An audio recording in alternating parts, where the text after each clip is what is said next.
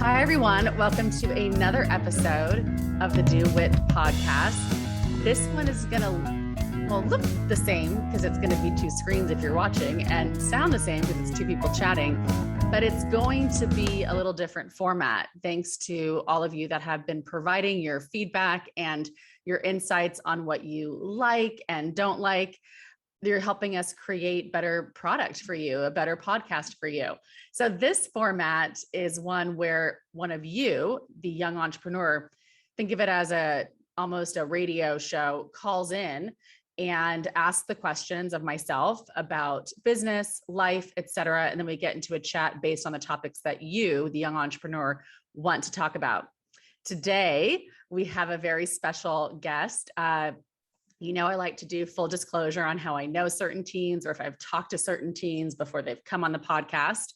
So today's guest is part of the WIT Whatever It Takes program. She's a community member, which means that she pays dues, membership dues, to be part of our online community and have access to our different opportunities. But before that, we met through the podcast account. At least that's what I'm thinking. Maybe she'll clarify, but I feel like that's how we met. And then she officially became part of the community. I really enjoyed working with her. I will give her this comment publicly. She's really, really good at taking and receiving feedback and even implementing it. Not many adults can even do that. And as a young leader, she is doing that. And it's one of the reasons why I wanted to give her this opportunity to be the first one to do this new format. So, mystery guest, although if you're watching this, you can already see who it is. Why don't you introduce yourself with your name, where you are in the world, and the name of your business? Hi, everyone. I just wanted to say thank you so much for this opportunity. I'm really excited to be a part of this, and I do always work to kind of improve myself and my business any way possible, just because it's a learning process for sure. So I am Charlotte. I am a teenager, and I'm from Cleveland, Ohio, and I've started the nonprofit organization called It's a Girl's Life. You may know us on Instagram or following our blog that I started a while back ago, or any of the new things that we are doing now. So I'm super excited to be here. Well, I'm so glad that you're here. And so now is the time that I'm going to kind of turn it over to you, Charlotte, to ask the first questions, and then we'll just go from there and have a conversation about the topics that matter to you as a young leader, entrepreneur, woman. Okay, so I prepared a little bit and came up with a few topics I wanted to discuss, because in the past few weeks, as I've been getting more involved in like everything that WIT has to offer, it's given me a lot of time to reflect and think about things that I'm really wondering, because you guys always spotlight teenagers and what they're doing.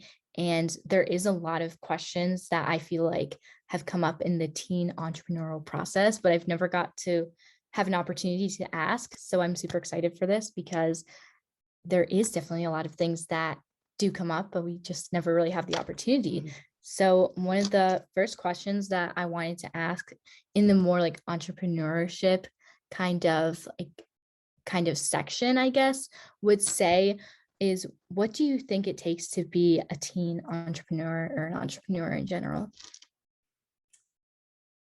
I promise I will answer questions more fully than this, but truly it's one word. It's hard work. You can't ever beat out hard work. And I know that people like to say work smarter, not harder. And I do that. I say that too. So I'll expand on that and say it's work ethic. Any entrepreneur that I know, no matter their age, if they have a stellar work ethic, and that means that they know how to execute, they know how to meet deadlines, they know how to ask for help, they know how to rest, they know how to finish strong when they need to, they know how to navigate setbacks. These are things that are essential with being an entrepreneur. And it's something that if I've seen a successful teen entrepreneur, or in my peer groups, people who are successful have a really, really strong work ethic. Right. No, that makes a lot of that. That's a great point. And I totally agree with the hard work mentality. I definitely think there's a lot of challenges along the way in like entrepreneurship. So it definitely takes the hard work to kind of push you through that and overcome the other side. And I very much agree. So another question I have about entrepreneurship is, I have to ask, from like, since you're an adult opinion, how do you, or like, how do you suggest teens go about delegating tasks? Because I feel like we could both agree that successful entrepreneurs have to delegate Mhm. something. And I just sometimes always feel weird delegating as a teenager. And I don't exactly know why, but I just want to know what's your opinion on delegating and how to like navigate that effectively.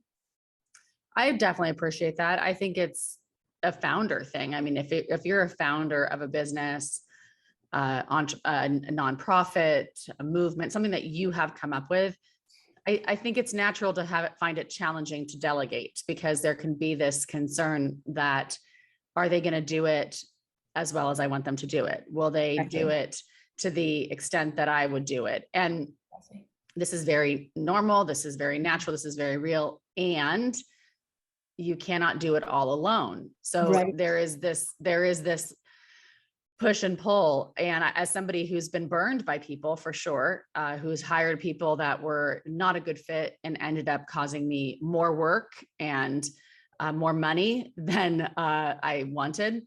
I know that it can be challenging to find the right people. I think it's also really important to recognize that nobody is going to care about your business to the extent that you do. Mm-hmm. That's just true. And that's okay.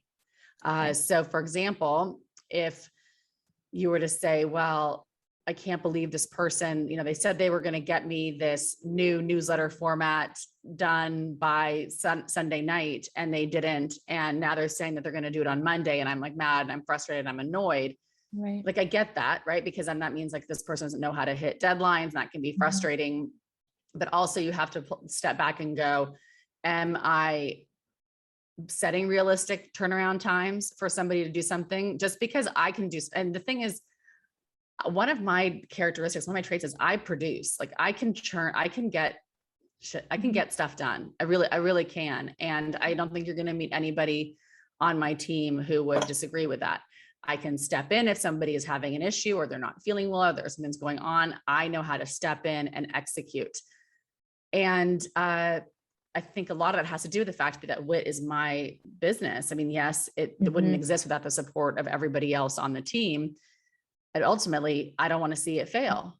I don't want to see it not live up to the standards that I have. So I share all of that to say that can also be a hard thing to get to move through and to delegate, because you're so wrapped up in how much you care. I felt that. Right. So you feel, It's I mean, very because you real. have your own nonprofit too. It doesn't matter that we're different ages. I mean, you have your own thing that came from here, came from your brain, and now is out in the world. So it doesn't matter what age you are. If you came up with an idea and now it's out in the world, that is a really big deal. And you're going to feel really connected to it. So that's just like super normal. I think the way to start delegating is by picking the tasks that you feel can maybe be done a little differently. Like, let's take that newsletter template. Maybe it's okay if it doesn't look exactly like what you thought. Like, maybe it's okay if somebody comes at it looking a little bit different, or maybe you go tweak it afterwards. But you also have to learn how to give really good directions and set really clear expectations, because something that I've had to learn along the way is people cannot read my mind. It's unfair to expect them to do that. And the clarity is kindness. So the clearer I can be, the kinder that is to the person. And it's also kind of covers your ass a bit, because you can say like, I told you to do this. I mean, you see me on Slack, Charlotte. So you see I like bold things, I italicize things. I try to make really clear instructions and deadlines and things like that to set everybody up for success. So I think it's super normal if it's challenging for anybody to delegate. I think it's good to start with the tasks that are low risk of impact on your business. So I would not do a task which required them doing a live on my Instagram account if I didn't think that they were clear on how we message things and how people at WIT talk. But maybe I'm okay with them showing me how they want to format our social media pages and do different posts. And then maybe that's like a low area. Does that make sense? What are your thoughts? No, that makes a lot of sense. And that provides a lot of clarity around something that's seems not like overwhelming, but seems like such a big thing to navigate. But now I kind of feel like I understand better steps for how to go around that and how to do that effectively. And I think that was really helpful. I was taking some notes, and I can't. What were you taking away? Like, what's the kind of stuff that hits with you or lands with you? I really liked when you said setting realistic deadlines and thinking about if you're working with another person, they're they they approach whatever you guys are working on in a different way. So as the founder, I would approach it maybe as I'm going to prioritize whatever work I have to do for my business first, then homework, because that's two things that I'm balancing right now. But if I'm working with another teenager, they could have something else that they prioritize in their life. Maybe it's sports, maybe it's family.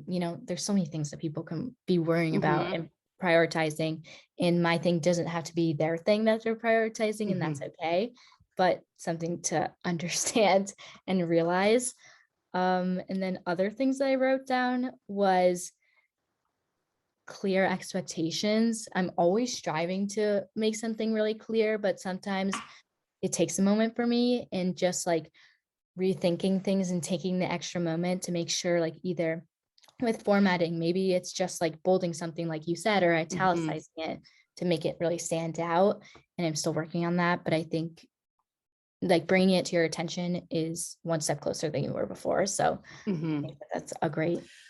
I love that you are already taking that away, because those are things that you can really implement quickly. So I want people that are listening and watching, like the things that we hope that you find at the podcast, at the Do It community, is that it's just little things that can help you on your journey and save you some heartaches and pains. I mean, I know that sounds really dramatic, but some of my biggest Very true. pain points have been around team members not executing, or my expectations not being met. And then, since I really believe in that WIT tip, own it, I need to go back and look at, what could I have done better? Where could I have been clearer? Maybe. And so now it might sound like I may want something done by Sunday, 8 p.m. I will try to put the language in. This is the goal that I have. Is that realistic for you? Or what would work for you? Point. So then, Nick, you're in a conversation, because I've also had the team member meetings where they've said like, well, you gave me that task and it was like too quick of a turnaround. I wasn't trying to put something unrealistic on somebody's shoulders. I thought it was realistic based on my experience doing that task, because any founder has usually done all the tasks that you're now trying to delegate, because that means you're growing and you're scaling. So it's inevitable that you're going to start having other people do certain tasks. But most founders have done all of the things because we had to. We're the one, we started it. A lot of hats. So we're thinking, right? So you're thinking, okay, well, I know how long it takes to make a post for Instagram. I know how long it takes to put things into MailChimp, or I know how long it, right. But that's also based on you doing it for so many years, or your comfort level with something. And so sometimes you just got to get like a reality check from your team or the person. And also this is like this truth here. If you're not paying people, and let's say these are volunteers that are helping you with your business, then that's a whole other game too, because volunteering is different than being employed. And to expect Very volunteers to show up the same way as those that are getting a paycheck is not realistic either. And that's just something to take into consideration when you're delegating. Are you delegating to a group of volunteers? Or are you delegating to your staff and that are a paid staff? And so there's some different expectations for those different groups. Yeah, I think that's a really good point as well. And I didn't really think about that before, but definitely is really important who you're like identifying who you're talking to. And also, you did mention this, but I think it's really important to emphasize just the difference in experiences can have so much of an effect on how people operate. So like, since we've both have different experiences, we might have different intentions, and it takes us different longer because we've had practice with it. So that's like, practicing is like a different experience than someone with no practice, which means that time can be different, for example. And that now really clicks in my head and makes a lot of sense. And now I can like understand it more. We don't need to get into the specifics if you don't want to, but you and I recently had something where we were working through. Okay, I was just going to bring that up. Okay, go ahead. And I didn't know if you wanted go ahead. You can bring it up. Yeah. Okay. So anyways, I guess it was a situation that I would say, and it was a big learning experience. Mhm. And I think that it was an opportunity that you gave to me. And there was I would say that it was my fault that I did not specifically clarify to ask what your expectations were. And you Mhm. were listed your expectations, but I had follow-up questions about your expectations that I did not clearly know until after the opportunity Mm. happened. And that is where it was on me that I failed to really execute on those questions. If I had them, I should have asked you beforehand and not assume that either that wasn't either assume that this was how it was supposed to work in the opportunity, or that's actually what I was Mhm. trying to say.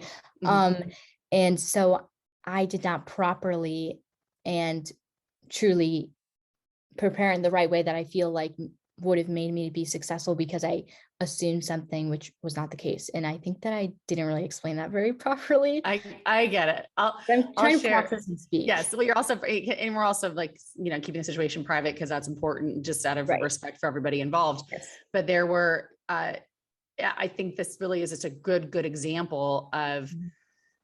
things we've already touched on today, but like assumptions and expectations and communication. Now, you just heard Charlotte say that she feels, it sounds almost like to me, and then the listener and viewer can say what they think, but that she's taking 100% responsibility for it. And I wouldn't agree. Yeah. I did my reflection on it and I went, oh, I could have been a lot clearer. I made an assumption that, of course, she would know to fill in the blank. I did. This is because I've been doing this for so many years and because I've worked with other teens like this and they've always done it. So I would assume that she would know to do that too. Right. And so then when it didn't happen, I then had to own, okay, it's not like you told her to do something very specifically and she didn't do it. And so now that would be a different conversation. Like you knew that you needed to do da da da da and you didn't. So what's going on there? And that would be take a different tone. That would be a different Right. conversation. This one was more, I saw that it wasn't done and I leaned into what I later told Charlotte, I think is really important, is leaning into curiosity and leaning into questions, because the normal human reaction, I think, when something doesn't go as you were hoping it would go is anger, frustration, even sadness sometimes. Yes. So maybe I felt those things, but not to the extent that I used to do in the past in situations like this. Because instead I just go ask the questions. Did you know? Can you explain further why this happened? And da, da, da, da.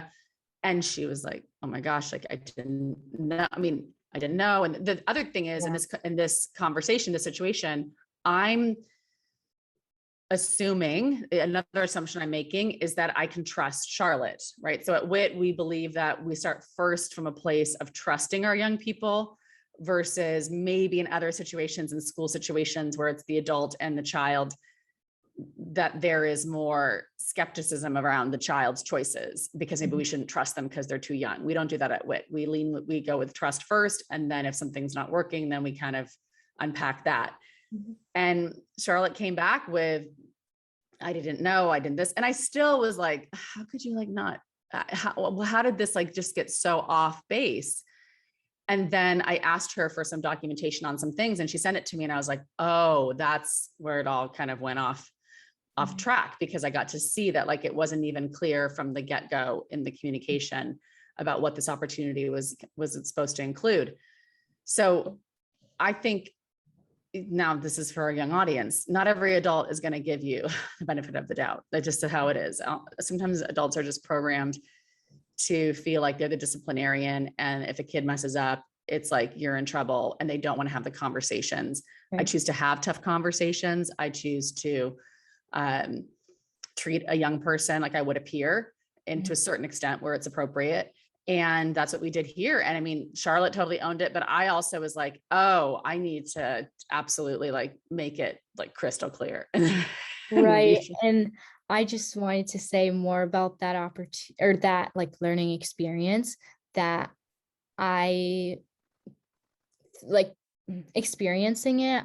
I just remember, and I still I felt very terrible that I misunderstood and that I did something that was my mistake, and that I really wanted to be able that I felt that way. And I wanted to be able to make sure that the other person knew that I felt that way, not to make them feel like they should give me a second chance, because I don't think that people always, I would never assume that someone is always going to be given the second chance, Mm-hmm. just from different experiences and different things that I've been taught in the past. But I always want to make sure that if I do make a mistake, I really want to try to tell that person that I do understand that I made the mistake. And even though that can be a really uncomfortable conversation, Mm-hmm. because you know that you yourself is in the wrong, whatever happened, the Yeah. situation, and just let them know that, just so you can try to leave the conversation in a better place than I guess it started, in a way. Mm-hmm. And maybe Mm-hmm. even just not totally burn that relationship you had with that Mm-hmm. person, whoever you're working with or the conversation is with. And I don't know if I did Yeah. that, but I hope that I didn't. You totally did that. And not many adults can do that. I mean, I think owning things, and we always say at WIT that we know people are going to make mistakes. I'm going to make mistakes. My team's going to make mistakes. Students are going to make mistakes, but we just believe it's how you own it and then how you move forward. And it's just, this is how it is with adults and with young people. Most people get very, very defensive Mhm. and even like double down, triple down on why they did what they did. Mhm. Charlotte didn't do that, which allowed us to just talk through it. And I could explain and I could tell her, like, this is how you should do it differently in the future. And this was all done via messaging. That And was hard, by the way. In some parts, I would say, I don't mean to like say anything bad about how we're communicating, but I would just say in the future, for like communicating when things do come, when miscommunications happen, my parents always tell me this because I'm very bad at it as a teenager growing up in this age where we only text. But it's taken me like so many years to realize that picking up the phone can sometimes be really mhm, extremely helpful and can clear all that mhm. communication. So I would just suggest that for the future for all teens, if you're listening to this. Yeah, that's true. That would be, and then I'm just going to meet where she's at, which is texting it. And so we'll communicate Right. that way. But that's a really good point. Maybe jumping on the phone would have cleared it out sooner. But I will say that I always, and I don't always, but sometimes I do forget just, like that, those kinds of things, right? Because I text people all the time with stuff, and so do you, and we're Yes, just all the navigating real. The thing about WIT that I just have to share so people really understand is that it's real life opportunities and situations. These are not school run Mhm. events where you're going and you're doing a speech in front of the school and it's all contained in this kind of safe, insular Yeah. environment. At WIT, we're saying, do you want to talk to the Wall Street Journal? Do you want to get on Which is TV? so Do you want, cool. so these are real experiences. Yeah, it's super cool, but that means that it's real conversations. Like if you, there's a lot at stake for the WIT brand if things aren't executed correctly, and there's things for the kid if it's like publicly they don't feel good about how they presented themselves. So there's a lot of stuff that we're navigating, and sometimes at a very young age, and for like the first time, a lot of first time experiences. But I have to think, Charlotte, that there's so many, in just that one situation, there's so many life lessons that There you was. got Yeah. from that will be valuable outside of even what you probably learned in school that week. No offense to school, but No, I totally agree. There's so many opportunities and things and learning curves that happen in like the entrepreneurial process that have taught me mhm, so much more valuable lessons outside that school could never fulfill, which is why I think it's these programs that WIT has mhm, provided teens, and that I'm trying to provide teen like opportunities mhm. for teen girls that are really going to move the future in a better direction. So so the other cool thing about WIT is that obviously I'm a leader in a certain capacity, but so are the young people in WIT. And so are the people listening to this if you're a teen entrepreneur. So you're running your own business, you're running your own nonprofit, you're running your own social movement. So Charlotte, I'm curious about, so you saw how I handled that. And then and then you already said one of the things where you're like, I pick up the phone. Think about, and if you're in a situation where one of your people that you might be giving them an opportunity to maybe go on the news and talk about you're an event coming up, or going on the radio and talking about something. And if they didn't execute how you were expecting, I mean, what did you learn from all of this? And I'm saying this like I'm open to this in a good way. Mhm. the things that you will then make sure that you set, because I know how I could set up our teens better since the situation. I'm curious as a leader, what things you learn from it that like, okay, I'm going to make sure if this ever happens in my situation where I'm the leader and somebody in my situation, how would you handle it? Like, what are some things that you learned? I think that I would handle the situation in a better way than I would have in the past based on different things I've learned, like what happened between you and me. I think that one important thing that I've learned from the specific opportunity that we've had together was that when you're approaching the situation from like being the founder and you're talking to someone who has maybe a peer that's made the quote unquote mistake, I would say approaching it from a way of vulnerability, in a way that you either communicate to them that you have been in the same situation that you are teaching them about, and saying that don't like, not verbatim, don't worry, this is like a very good learning opportunity, but acknowledging that mistakes do happen and acknowledging that you understand that and that you've been in the same situation or a similar situation per se, but also saying that this is a great opportunity to learn something new, whether it be how to approach a certain situation in the future, how to approach just a general mistake in the future, or just take the situation and make it into a learning opportunity, because that has such a more positive outlook on it. And then you're teaching them more of like a growth mindset, which is super important than just like, oh my gosh, you're going to make them feel like they did the worst thing in the entire world and make them feel terrible. I just don't know if that's the like productive approach to this certain situation. I mean, I also think it could be a good takeaway could be that when you do have people representing your brand, that you have a one sheet piece of paper that you share or a document that you share that says these are expectations for this. So you share that. I mean, if you think about that, would have probably helped you more if we had just sent you something that said, okay, these are the things that we expect, 1, 2, and 3. I mean, I think a lot of issues happen with assumption. I mean, I just really do. That's why I was telling you about that book, The 4 Agreements. I love it. And those of you listening, watching, please, I would check it out. I'm still working on it. One of the assumptions is be impeccable with your word. One is don't take things personally and not to make assumptions. And then there's one more agreement.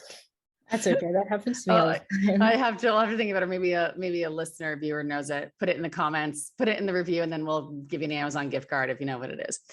But it's these simple lessons that are just so important. And it's also, if there's adults that ever listen to this podcast, it's really important. It can be so tempting to want to put on the hat of being a disciplinarian as an adult, because many of us received that growing up. That was the traditional, thing for us, and making somebody feel like they messed up and they're never going to get another chance, because that's what happened to a lot of us growing up with different adults or different people in our lives, where it was like, you're out, like one and done. It's tough to find adults that would actually have conversation and be open and be willing to have it be more of like a teachable moment than a disciplinary thing. So if you're an adult listening, I empathize with, like, there's so many things going on in your life that sometimes you just want to look at young people and be like, you're wrong. Okay. Like, it's wrong. And like, you're in trouble and like, it's annoying. But it's just, it doesn't help just because that's how we were taught or trained in certain educational capacities. It's not really going to work. Charlotte and I would not be on this podcast today if I had taken that approach. I could have been really, really harsh to her, and that would have broken her spirit and like put her off from like doing stuff. And I could have been considered right for doing it, right? Because I'm the adult and you should know, and like, but it's not helpful. So I just want to share with the adults, I get it. And to the teens out there, it is hard sometimes for adults to lean into asking questions and to lean into the conversations and like want to hear your points of view and want to understand why you did what you did, because all of us did not necessarily grow up with adults that were willing to do that. And we're like, why the hell do we have to do that?